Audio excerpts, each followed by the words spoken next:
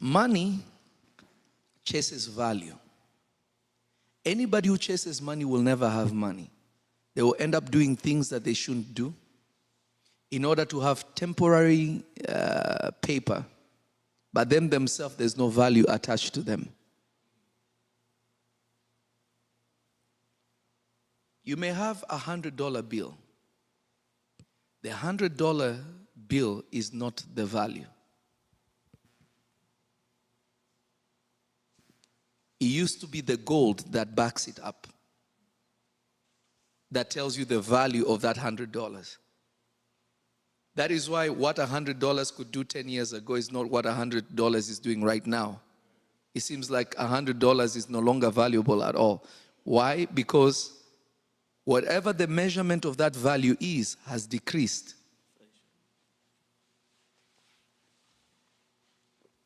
If it increases, then the dollar goes much longer. If it decreases, the dollar does much less, but the bill is the same.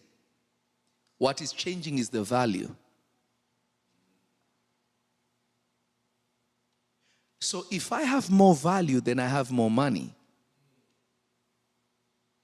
Having more paper doesn't mean more money. So it's the same way spiritually.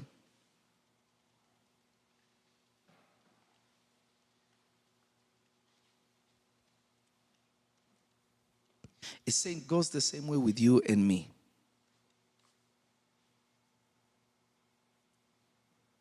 What is the adorning we have inside? What is the value and the investment in our inner man? Because that is the true spiritual riches. Every spiritual blessing that God has, He has poured it into our inner man. The question is, are we receiving it? Developing it, that we can become more useful in God, that we may become more valuable in God. You know, there are people that God cannot just get rid of.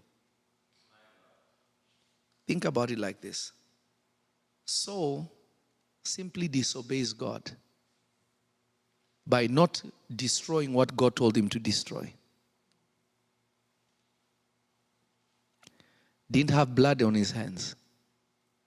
And God cut him off immediately. God took his spirit from him. God took the throne from him. David kills his friend, takes his wife, does other abominations. God doesn't cut him off. Why? Is God unfair? No. One is more valuable to God than the other. I know there's this concept of we are all equal in the sight of God. Yes, you have to understand the context. In humanity, in creation, yes. But in value, no. That is the distinction between us and the man Jesus. He's more valuable. God could accomplish more through him than any other human being.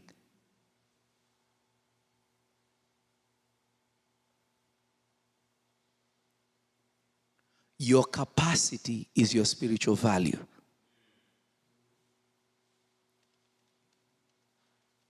Your capacity is your spiritual value. Can you just type that? My capacity is my value. My capacity is my value. I can't hear you. My capacity is my value. One more time. My capacity is my value. One more time. My capacity is my value.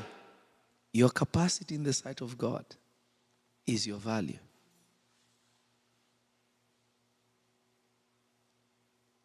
It doesn't matter how much you take a dollar bill, let's say $100 bill, step on it, throw it in mud. If you dry that joint up, you go to the store, it still works. It being in the mud doesn't change its value. So when God is developing your capacity, it doesn't matter where you have been. It doesn't matter where you are. When God will begin to use you, all those things will be irrelevant because of what can be produced through you. Amen. Amen. Your past won't matter. Where you have been won't matter. What you got right won't matter. What you got wrong won't matter.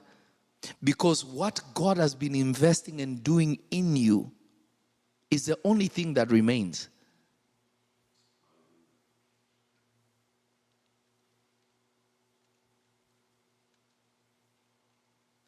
How many people are destroying their value today? How many people are setting themselves back today? They try to devalue me. Wizard, witch, womanizer, all these kinds of things. Let's assume everything was true. It doesn't change my value in God's hands. When people need deliverance, guess who they look for? When people need direction from God, guess who they look for? When people want to change their future, they know this man, if he speaks, God will do something. Guess who they're looking for? They're not going to the so-called prophets. They know they can't do what I'm doing. Not because I built myself, but God placed a special capacity in me. Amen. That no matter what else, if all fails, what he put in me cannot fail. My prayer, my stance before God remains intact. Humanity can happen to anybody.